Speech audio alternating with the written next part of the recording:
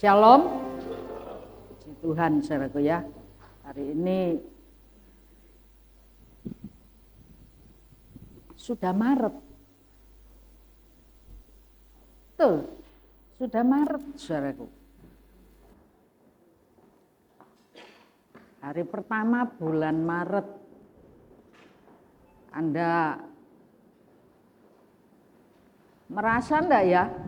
Kok cepet? Hari ini loh kok cepet.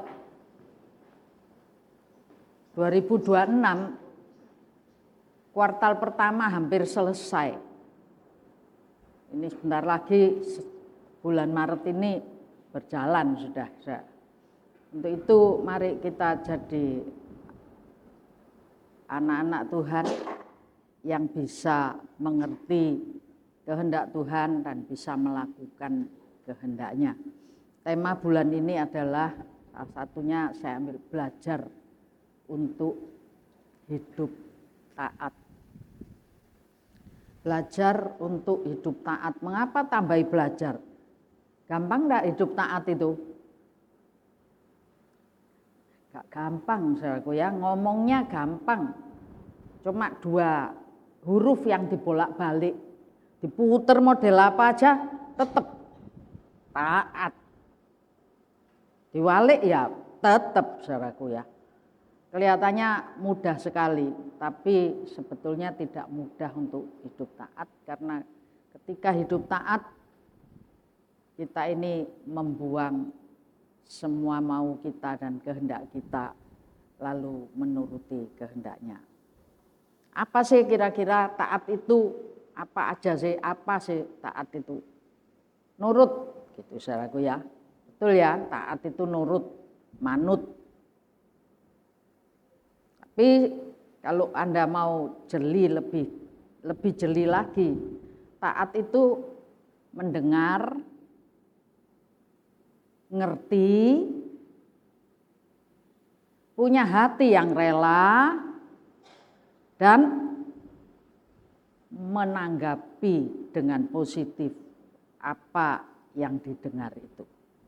Mulai mendengar, mengerti, dan hatinya rela. Kalau ngedumel terus juga enggak bisa.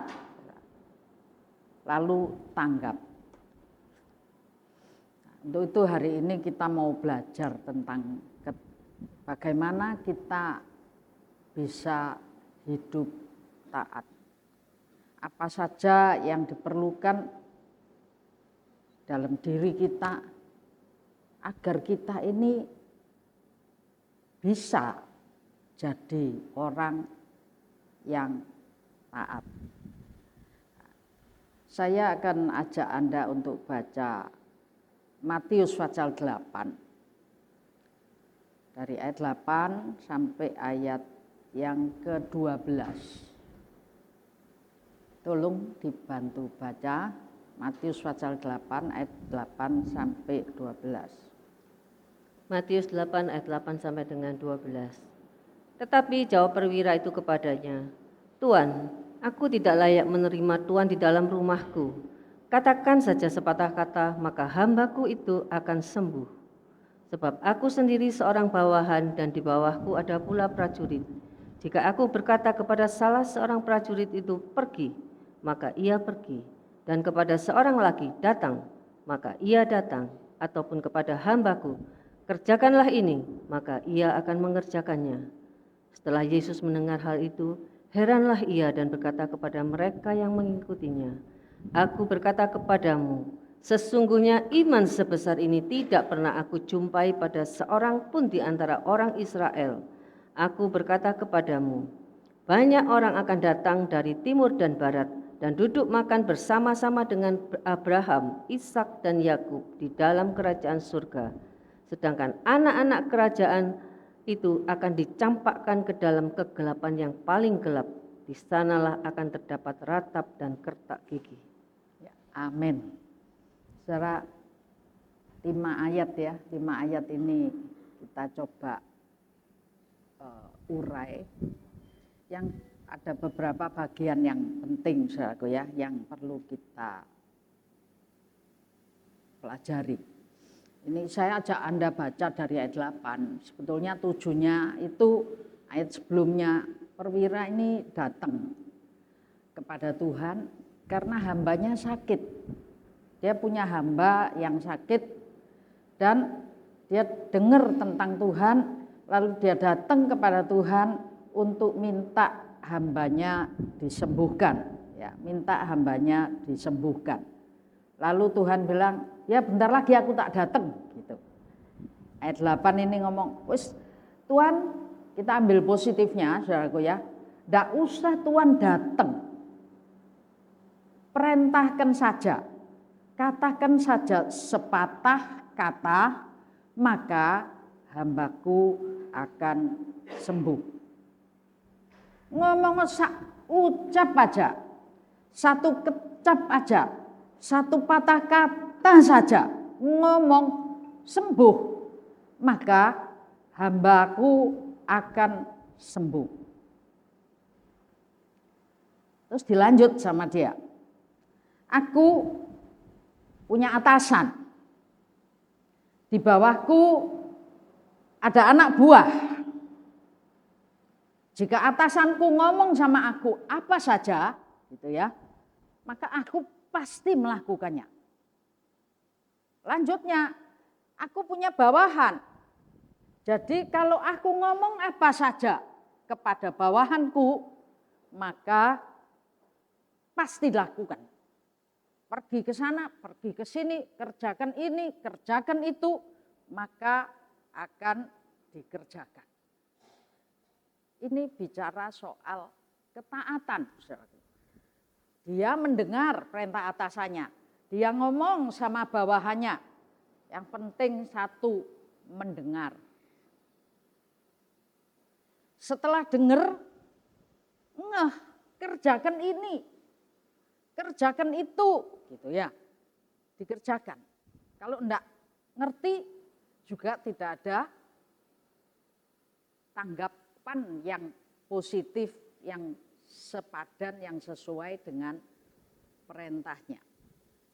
Ya, maka akan dikerjakan. Kita nanti akan urai yang ini, tapi saya ingin mengingatkan Anda di sini. Tuhan ngomong, waduh, ini luar biasa imannya, luar biasa. Orang Israel sendiri, anak kerajaan sendiri, tidak ada yang punya iman seperti sebesar perwira ini. Lalu Tuhan ngomong, ada waktunya. Dari barat, timur, utara, selatan, dari seluruh penjuru bumi akan datang. Dan mereka bisa bersama-sama jadi anak-anak Yakub, anak Ishak, anak Abraham, untuk punya waris dalam kerajaan surga. Sedangkan anak-anak kerajaan itu sendiri, orang pilihan itu sendiri, dicampakkan dalam kegelapan yang paling dalam. Saudara, Matius 19 ayat 30, enggak usah dibaca. Banyak orang yang terdahulu akan jadi terkemudian, akan jadi yang terakhir, dan yang terakhir akan nyalip, akan jadi terdahulu. Hati-hati saudaraku ya, ini peringatan ini, hati-hati. Kenapa? Kita ini kalau jadi Kristen sudah lama, rasanya kita ini sudah jadi anak kerajaan, sudah lama tergabung. Lalu akhirnya sembrono, saudaraku.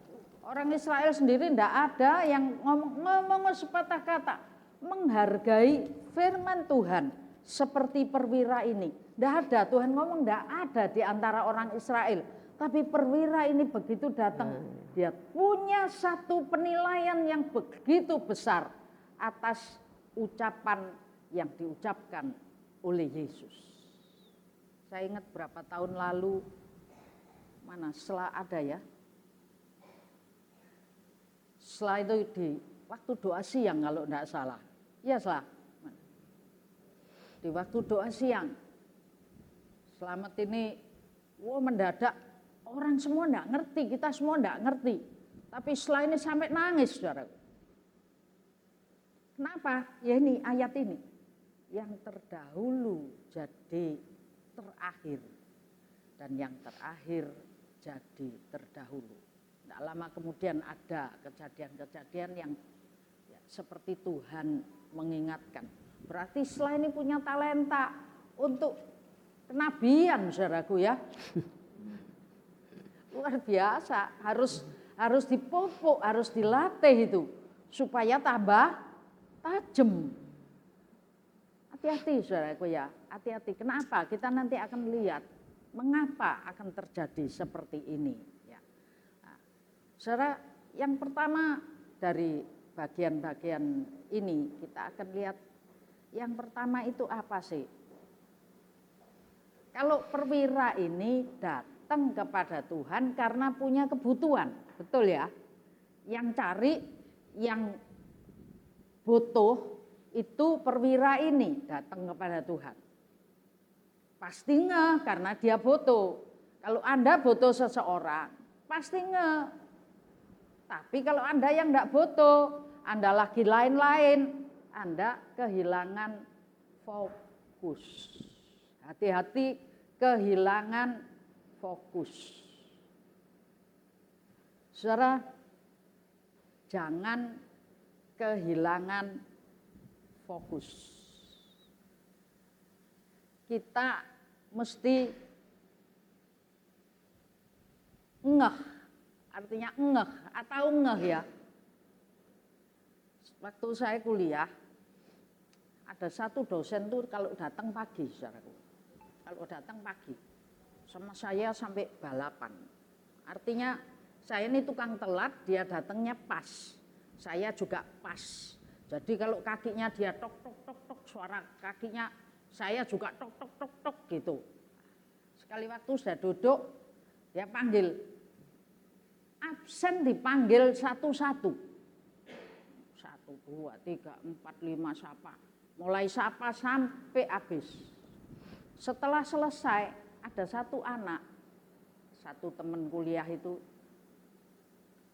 yang dosennya kan tanya, siapa yang belum dipanggil? Saya, Pak. Padahal anak ini dari pagi, maksudnya 2 sama saya, saudaraku. 2 sama saya. Saya juga, anak itu juga. Makanya aku eling gitu ya. Angkat tangan saya. Terus saya dituding, saudaraku. Kamu nanti ke kantor. Waduh, absensi ae diceluk nyang kantor arep diseneni opo iki gitu ya. Kamu nanti ke kantor. Yang ini masa kamu belum dipanggil? Namamu ini dah gitu. Iya. Benar kamu belum dipanggil. Waktu itu belum musim handphone, saudaraku ya. Belum musim game-nya di handphone, belum. Tapi ternyata anak ini pada saat absen dipanggil 1, 2, 3, 4, 5 sampai akhir, anak ini ngerjain apa gitu ya di bawah. Nggak denger dia, lewat. Berapa kali lagi nggak denger lagi. Lewat, 3 kali mungkin namanya dipanggil. 3 kali saya panggil nama Anda, tapi Anda nggak jawab, dilewati sama. Nah, sekarang Anda bilang kalau nggak dipanggil. Ada seperti tidak ada, setuju. Ada seperti tidak ada.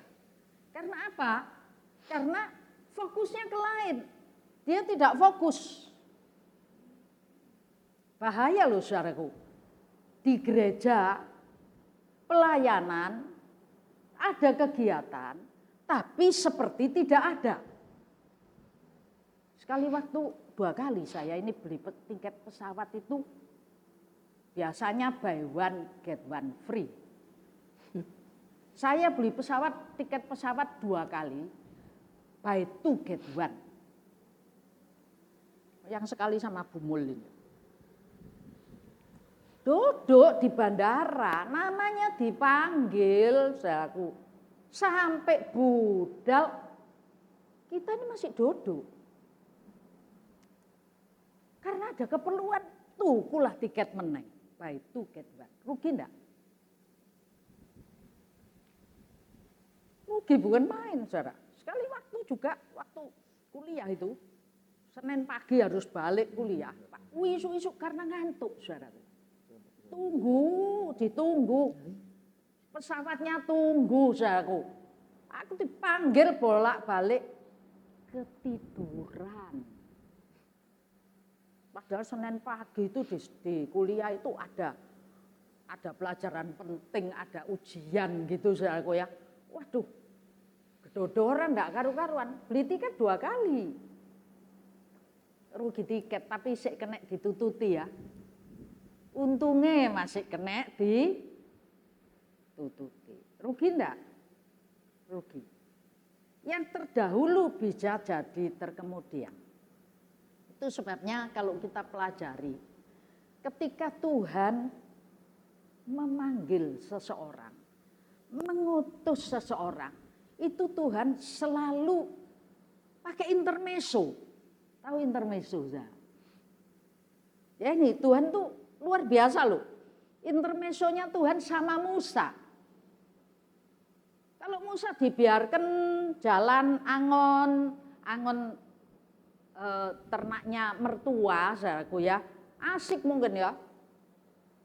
Kita enggak tahu orang angon itu kadang-kadang bisa ngelamun dikit gitu mungkin ya. Tuhan tuh kalau mau panggil Musa untuk jadi seorang pemimpin besar, Tuhan mesti pakai intermezzo dulu. Apa intermezzonya kalau sama Musa? Ada api. Musa nyengkir lagi. Jadi dibuat ngeh. Dibuat Musa itu ada sadar diri. Kalau enggak minggir, kobong aku nanti, gitu kan? Itu sebabnya perlu sadar diri. Anda dan saya dalam gereja Tuhan, di tengah persekutuan, di tengah ibadah kita, saudaraku, di tengah pelayanan kegiatan kita, ngeh enggak? Sadar diri enggak? Dimanapun engkau berada, engkau adalah pelayan Tuhan. Kemanapun engkau pergi, engkau tetap anak Tuhan. Dan apapun yang kau kerjakan, tetap saja statusmu tidak berubah. Itu sebabnya kalau enggak ngeh, Tuhan mau supaya kita ngeh. Amin. Contoh yang kedua. Ya.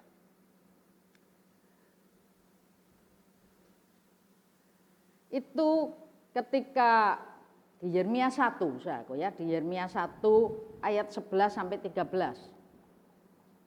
Yeremia 1 ayat 11 sampai 13. Yeremia 1 ayat 11 sampai dengan 13. Sesudah itu firman Tuhan datang kepadaku, bunyinya, apakah yang kau lihat, hai Yeremia? Jawabku, aku melihat sebatang dahan pohon badam. Lalu firman Tuhan kepadaku, baik penglihatanmu, sebab aku siap sedia untuk melaksanakan firman-Ku. Firman Tuhan datang kepadaku untuk kedua kalinya, bunyinya, apakah yang kau lihat? Jawabku, aku melihat sebuah periuk yang mendidih, datangnya dari sebelah utara. Ya, kalau dilanjutkan, lalu Tuhan bilang, nanti kamu akan aku utus kepada bangsa-bangsa, dan seterusnya, dan seterusnya. Saudara, kalau Anda baca di ayat 11 ini, Tuhan intermezzo sama Yeremia. Apa yang dikerjakan Tuhan? Yeremia itu dikasih penglihatan. Apa penglihatannya? Ini dikatakan sebatang pohon, dahan pohon badam. Anda kalau cari selanjutnya, apa sih pohon badam ini untuk apa dilihatkan sama Yeremia? Tidak ada, saudaraku. Cuma untuk pengecekan. Yang kedua baru, setelah pengecekan ini, yang kedua baru, apa yang kamu lihat? Penglihatan ini di ayat yang ke-12. Ayat yang ke-13. Jawabku, aku melihat sebuah periuk yang mendidih. Yang pertama pohon badam. Itu cuma ngecek Yeremia. Ketok enggak? Ngeh enggak orang ini? Enggak ada apa-apanya, saudara. Baru setelah tahu kalau oh baik ya, penglihatanmu ternyata baik. Kamu ternyata masih fokus. Kamu ternyata masih sadar diri. Tak jak omong sik jetet, masih nyaut.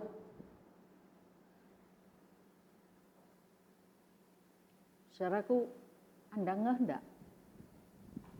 Anda adalah utusan Tuhan. Ini Yeremia diutus ke bangsa-bangsa. Musa diutus kepada umat Israel menghadap Fir'aun. Ada banyak pengutusan-pengutusan Tuhan. Dan Anda dan saya adalah utusan Tuhan. Untuk itu perlu aku ini loh anak Tuhan.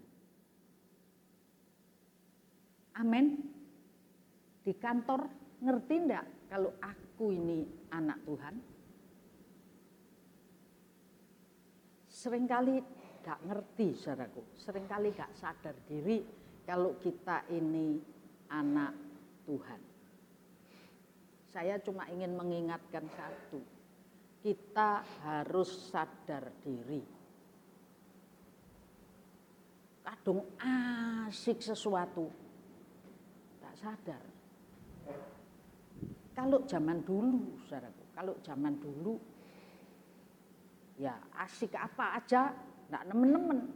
Kalau zaman sekarang yang paling asik adalah duduk semeja, makan bareng, satu keluarga. Sadar diri enggak kalau duduk bareng keluarga? Dolenan handphone, dewi. Punya kesibukan, ada yang main game, ada yang WA-an, ada seperti tidak ada, kumpul seperti tidak kumpul. Iblis menciptakan suasana supaya kita jadi anak Tuhan, tapi kita tidak sadar diri kalau anak Tuhan. Hati-hati saudaraku ya, hati-hati. Jadi kita ini perlu sadar diri kalau kita anak Tuhan. Dimanapun engkau berada, apapun yang kau kerjakan, tetap engkau adalah anak Tuhan. Bukan teh sosro, apapun makanannya, minumannya tetap teh botol sosro. Bukan, tapi Anda, status yang Anda emban adalah anak Tuhan, pelayan Tuhan, utusan Tuhan. Dimanapun engkau berada, engkau harus ngeh. Karena kapan saja Tuhan bisa ngajak ngomong. Nggak tunggu di mimbar ini, terus Anda ngerungokno baru ngeh. Enggak, saudara. Sekali waktu aku ini tompo duit. Ya lumayan loh, saudara. Nggak banyak. Terus Tuhan ngomong, kayak no si anu. Nah, nggak ngeh ini suara Tuhan. Saudaraku ya, nggak ngeh. Krungu-krunguan pe aku. Karena duit arep kalong saya, jadi ngomongnya krungu-krunguan gitu.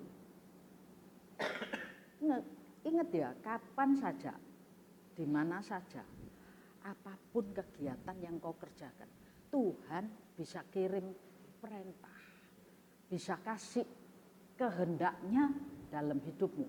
Engkau harus bisa tanggap. Ini Musa lagi angon kegiatan sehari-hari. Lalu Tuhan kasih perintah kepada Musa. Kapan perintah itu datang? Ketika Musa duduk di mimbar, ketika Musa duduk di istana. Enggak, waktu angon, waktu kerja, waktu di lapangan. Jadi kita harus tahu di mana saja, kapan saja Tuhan bisa ingatkan kita untuk melakukan sesuatu. Ya. Dan yang ngeh ini saudaraku, itu ya ini ngeh status. Kalau dibaca di Yeremia, atasnya dikit Bu, itu tadi bawahnya Matius 19 tadi. Kalau dibaca Yeremia pasal 1 ayat 5 sampai 7, saudaraku ya. Itu ayat 7-nya saja, Yeremia 1 ayat yang ke-7 saja. Yeremia 1 ayat yang ke-7. Tetapi Tuhan berfirman kepadaku, janganlah katakan, aku ini masih muda, tetapi kepada siapapun engkau kuutus haruslah engkau pergi, dan apapun yang kuperintahkan kepadamu haruslah kau sampaikan. Nah, ini saudaraku, Yeremia ini dapat mandat dari Tuhan. Kalau orang sekarang royoan untuk jadi menteri, bayarnya akeh saudaraku ya. Bayaran dari Tuhan lebih banyak enggak? Hidupmu, hidupku ada hari ini. Si ambekan. Dari siapa? Dari Tuhan, saudaraku ya. Ini Tuhan ngomong kepada Yeremia. Yeremia itu berdalih. Lalu Tuhan ngomong, kamu itu loh, dari sebelum di ayat 5-nya, aku ini membentuk engkau. Waktu di rahim, aku telah kenal engkau. Bukan cuma kenal, memang tangan Tuhan yang membentuk Yeremia ini. Aku kenal engkau. Sebelum kau keluar dari kandungan ibumu, aku kenal engkau. Identitasmu, ID-mu, DNA-mu, semuanya Tuhan tahu persis. Karena pabriknya adalah Tuhan. Itu sebabnya Tuhan utus Yeremia, lalu Yeremia bilang, aku sik enom. Aku bukan cuma Musa saja yang bilang tidak pandai bicara, saudaraku ya. Ini Yeremia juga, aku masih muda belia dan tidak pandai bicara. Aku tidak pandai bicara. Tapi Tuhan bilang, ojo katik berdalih-dalih. Jangan katakan aku ini masih muda. Ada banyak alasan untuk orang itu melakukan kehendak Tuhan. Amin. Tapi di sini jelas kepada siapa aku ingin katakan. Itu butuh apa? Kerelaan. Ya, kerelaan diri. Kalau enggak rela ya pancet aja terus pura-pura enggak krungu saudaraku ya. Ini rela. Anda punya kerelaan diri untuk menjadi pelayan Tuhan, untuk menjadi anak Tuhan.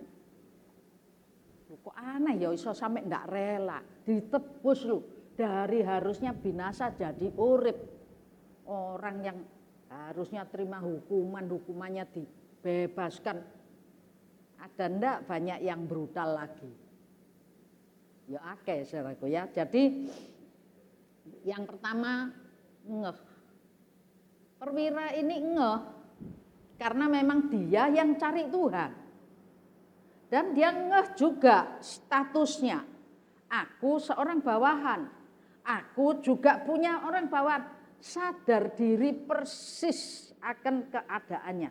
Kita dimanapun kita berada, kita harus sadar diri. Tidak boleh sembarangan, tidak boleh sembrono bahwa Anda adalah orang yang sudah ditebus, dibayar, harganya mahal. Darah di atas kayu salib adalah untuk menjadikan diri kita punya status yang jelas.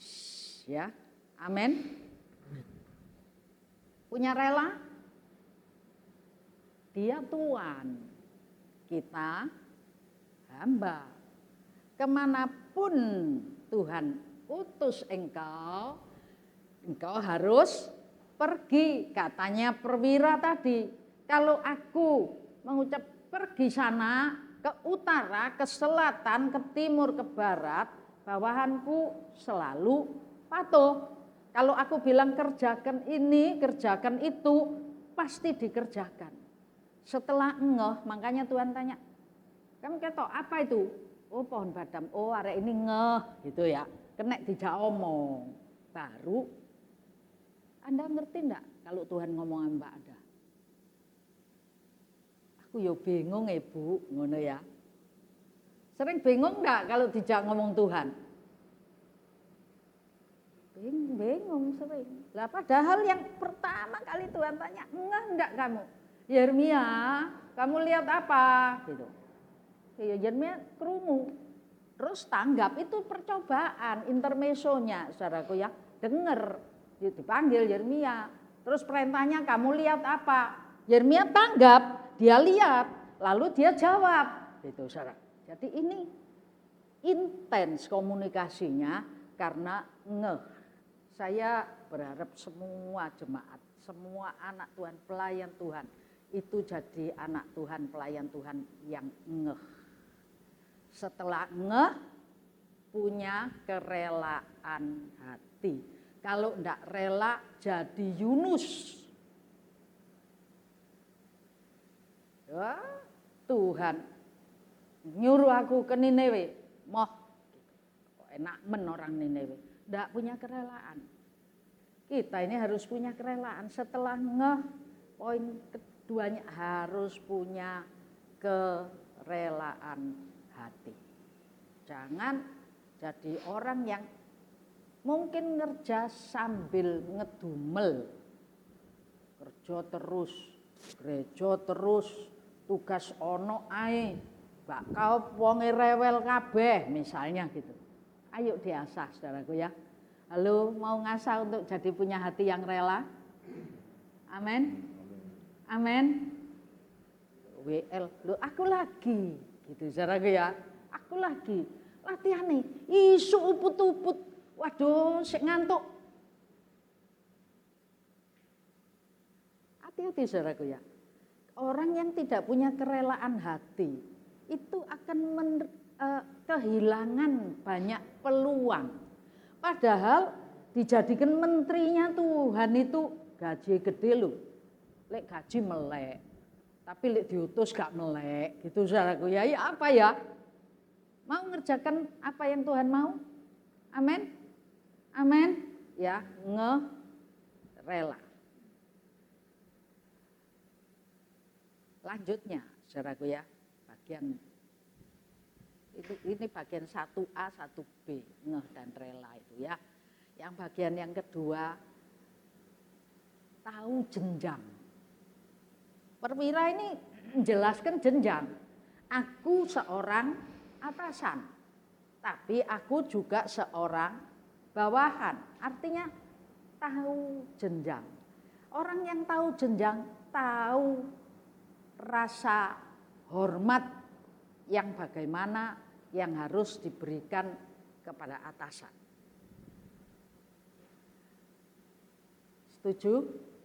Ngerti, punya rasa hormat.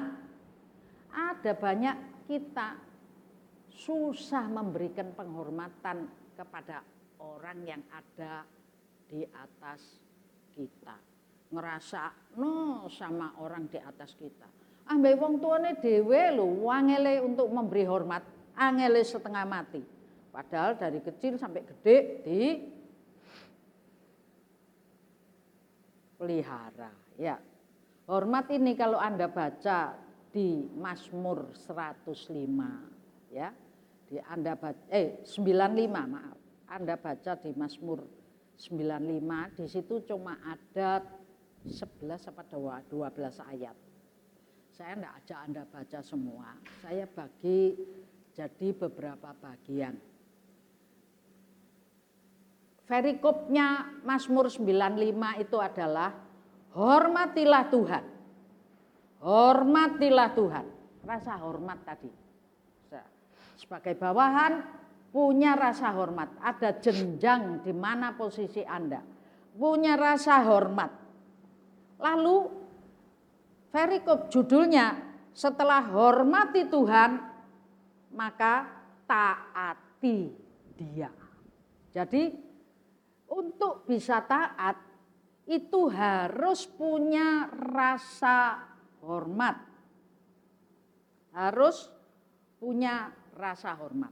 Dalam Mazmur 95 ada beberapa poin. Saudaraku ya, ini bagian kedua. Poin 1 ayat 1 sampai 5 enggak usah dibaca. Di situ berbicara tentang orang yang menghormati keluar dari dasar hati. Itu terus memuji-muji. Terus muji. Ini tadi kita puji-pujian, keluar dari hati enggak ya? Anda kalau punya bos, bosnya kok bloboh ya? HR. Ini bentar lagi HR-an loh. Dikasih piro? Aku dikasih 2 tahun, Bu. Wow, gitu ya. Terus Anda setelah terima 2 tahun HR, kemana? Sampai rumah. Bu, apik loh, bosku apik loh, gitu ya. Mungkin Anda enggak sampai ngomong dikasih 2 tahun gitu saudaraku ya. Nah, tapi Anda sampai di warung, kalau ada orang ngelek-ngelek, perusahaan itu cek anu, apik loh bose, gitu ya. Anda sampai kemana saja, terus ada pujian. Saya tanya, ada pujian enggak kepada penciptamu? Angkat hatimu, angkat suaramu, angkat tanganmu, puji dia dengan luar biasa. Tim pujian, hati-hati kalau Anda enggak tugas, ojo gak melok nyanyi, saudara. Enggak pemuji. Halo, Anda pemuji? Singer, pemuji. Wah, sementara yang tugas WL-nya sampai menggos-menggos keringetan ngangkat yang di bawah, aku gak tugas kok. Ya, ala kadarnya. Hati-hati saudara, orang yang tahu hormat kepada Tuhan. Tidak usah di ruang ibadah, dimanapun itu selalu muji Tuhan. Ada pujian yang keluar dari dasar hati dan diucapkan dan juga diperbuat lewat sikap. Poin 1. Poin yang kedua ayat 6 ini dibaca saja. Mazmur 95 ayat 6. Bawahnya tadi. Mazmur 95 ayat yang ke-6. Masuklah, marilah kita sujud menyembah, berlutut di hadapan Tuhan yang menjadikan kita. Ya, masuklah, marilah kita sujud menyembah dan berlutut di hadapan Tuhan yang menjadikan kita. Sujud dan menyembah. Tadi praise, puji-pujian. Sekarang ada penyembahan. Amin. Penyembahan bukan cuma nyembah, nguasa ngomong, tapi memang mungkin kita ndak lutut di sana. Tapi kalau Anda mau berlutut, monggo gitu saudaraku ya. Monggo keluar dari hati, punya sikap.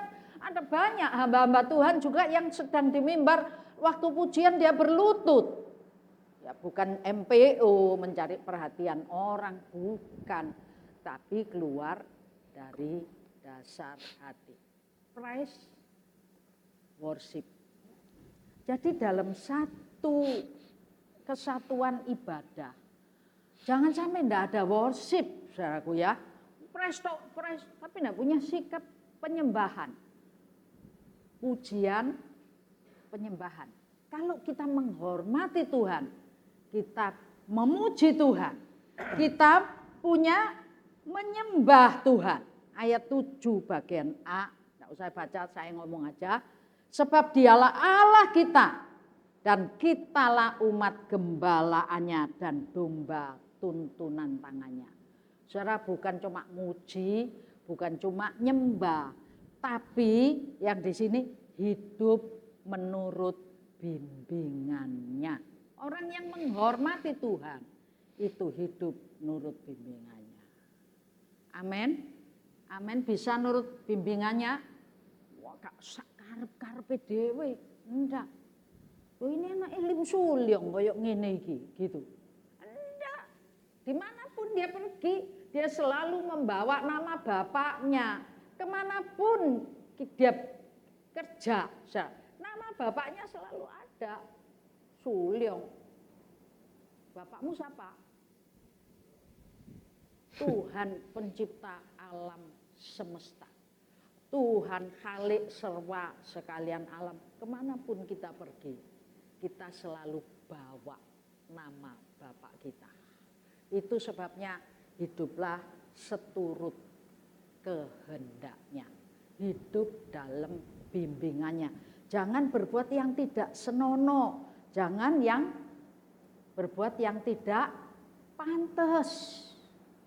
Ini dunia lagi rame Jeffrey Epstein. Ngikuti saudara. Wow. Rame kasusnya. Berapa 6 juta halaman filenya. Salah satunya. Anda dengar sekarang Pangeran Andrew dipecat dari kepangeranannya. Dengar? Kalau Anda enggak dengar enggak, cuma tahu, waduh Pangeran Charles iki mentang-mentang dhek dadi, atau mungkin William ya yang buat ini Andrew ini jadi dipecat. William ini nemen, misalnya gitu, saudara. Ada lagi yang lain ngomong, itu anak kesayangan Ratu Elizabeth loh. Gitu. Tapi kalau Anda dengar filenya Jeffrey Epstein, kemanapun Andrew ini, dia selalu nyandang pangeran dari UK, saudaraku. Anaknya, anak ketiga kalau tidak salah ya, Ratu Elizabeth. Sehingga ketika dia kompromi dengan Epstein untuk melakukan pelecehan terhadap orang-orang muda.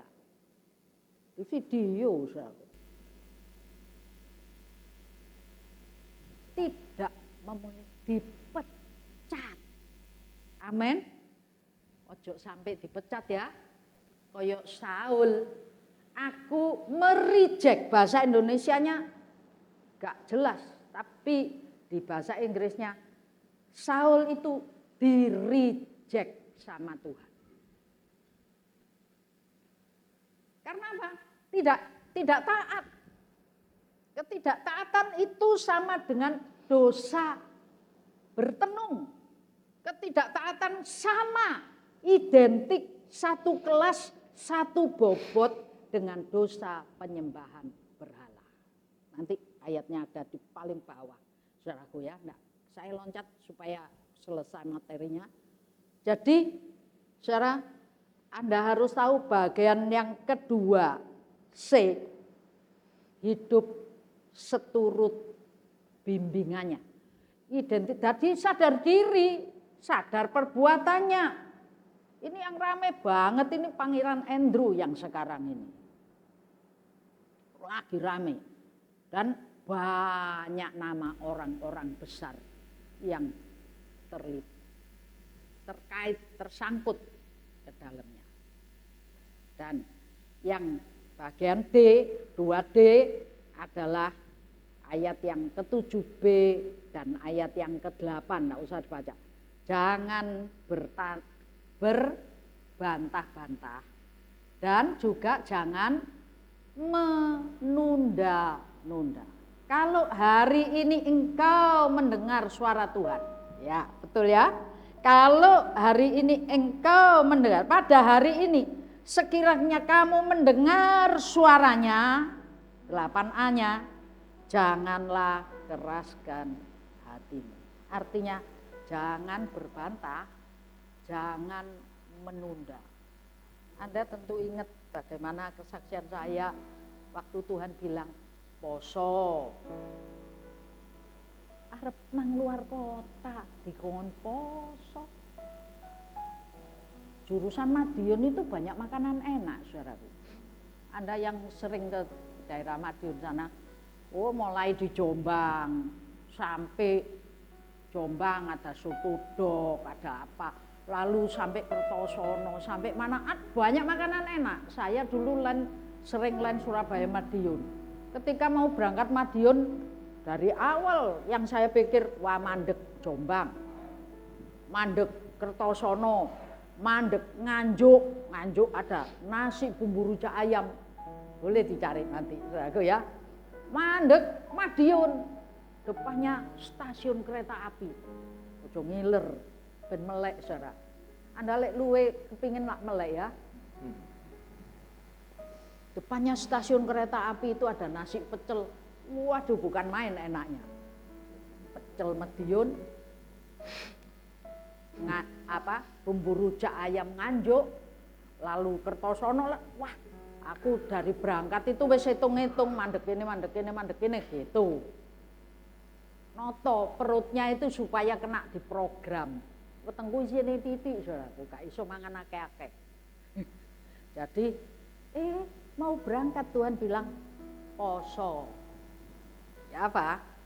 Poso. Jawab saya, iya Tuhan, puasa. Tapi sepulang dari Madiun, pending 2 hari, pending 3 hari, mosok yang luar, alasannya bukan makan ini, tapi alasannya di luar kota lak luwe, awake kesel. Iya toh, keluar kota lak luwe anto, awake kesel, mosok dikon poso. Tuhan tahu yang terbaik buat kita. Amin.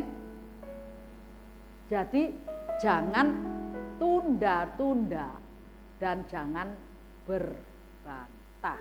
Apa bagian B? Kalau bagian A tadi ngeh dan punya kerelaan. Amin. Punya kerelaan dan sadar diri. Ya. Yang kedua tentang hormat, terus meninggikan dia. Terus ada penyembahan mezbah dupa dalam rumah Tuhan, dalam tabernakel. Itu tidak pernah mati. Terus ada dupa yang ada terus. Supaya ya harus punya penyembahan. Ya, hormat itu bagian yang pertama. Ada pujian, ada penyembahan. Lalu yang ketiga, hidup seturut bimbingan. Dan yang keempat, ojo bantah-bantah ta. Jangan bantah-bantah. Nek ndak bantah, apa pinter no kita ini. Nunda. Berapa tahun lalu ketika Tuhan tuh ngomong jelas. USG, itu saudaraku ya. Iki lha opo sih gak loro kok dikon USG. USG. Ndak loro dikon USG meneng. Waduh gitu sa. Sampai 2 tahun tundanya. Lalu ketika saya USG, batu di ginjal itu sudah sak biji salak. Pulang suami saya tak omongi, iki apa nok watune sak biji salak, hampir 3 cm. Sekarang nanti langsung berangkat dokter minta operasi. Jangan ditunda-tunda. Nunda itu ada bahayanya sendiri. Amin. Amin. Siapa yang tukang nunda Tuhan? Tahun depan Tuhan, aku full timer tahun depan Tuhan. Aku nanti ngelayani lebih lagi tahun depan Tuhan. Tak boleh saudaraku ya. Amin. Ya. Karena di Roma 9 ayat 20 itu ya. Itu katakan apa? Siapa manusia yang bisa berbantah sama Tuhan? Tidak ada manusia yang bisa berbantah kepada Tuhan. Bagian yang terakhir yang ketiga adalah percaya dan penyerahan diri. Ngeh dan itu berjalan menurut kehendaknya. Percaya, punya hati percaya. Tidak punya hati percaya, saudara, tidak bisa. Kapan percaya itu bisa muncul? Lewat apa? Melalui pengenalan akan Allah dan pengalaman bergaul dengan Tuhan. Percaya karena tahu Oh dia ini orang baik, oh ini teman baik, nggak mungkin mencelakakan aku. Lewat bergaul kita punya pengalaman-pengalaman dan menimbulkan percaya. Siapa yang buka toko di sini, orang datang-datang nggak pernah beli, terus tahu-tahu utang 10 juta dikai. Nggak ada, langganan itu datang beli. Ini Pak Untung dibelani beras 1 kilo, tepung satu bal. 1 minggu lagi tepungnya 10 bal. Oh dibayar kontan. Oh Pak duwe keri 100 bal. Mari 10 kok 100, wis mikir saudaraku ya. Sudah mikir.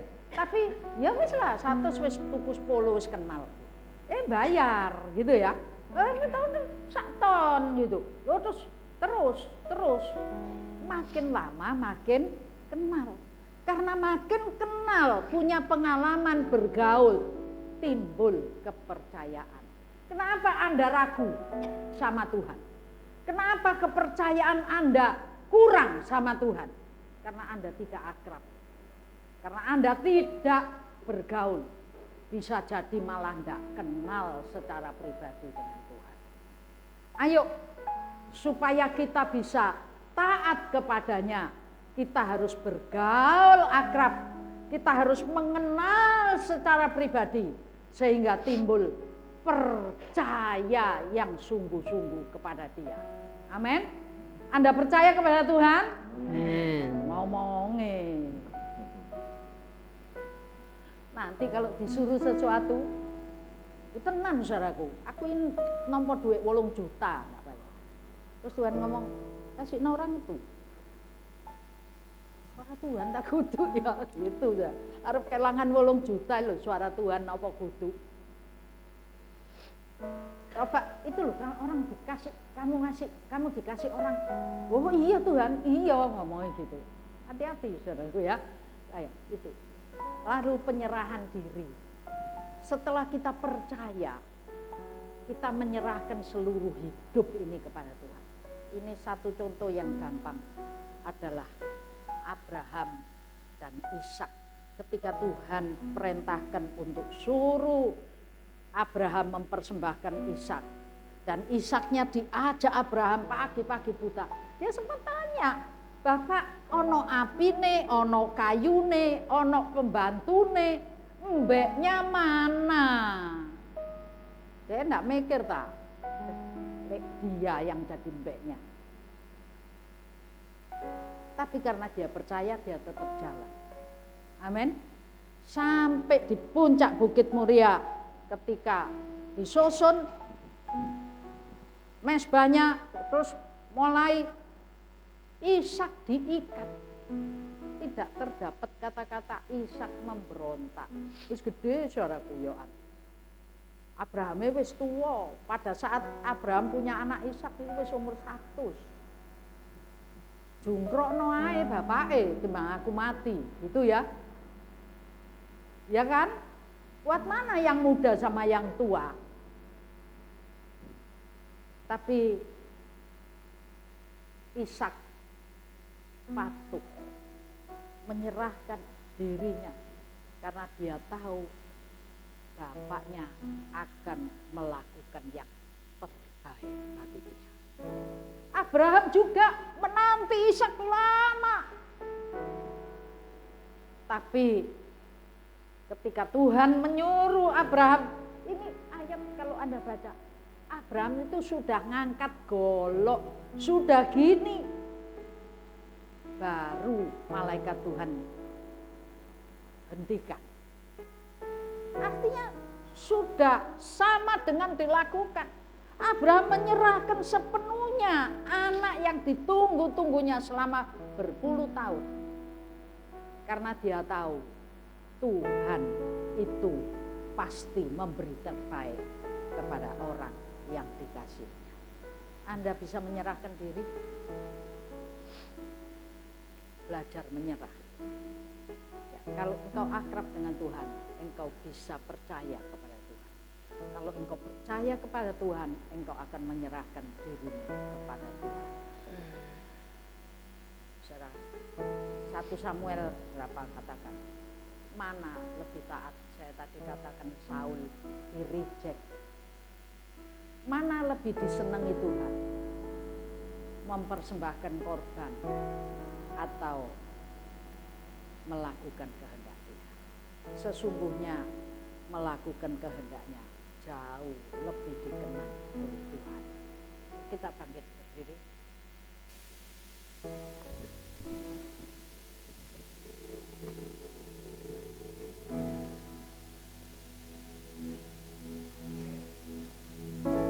Mari bawa hidupmu.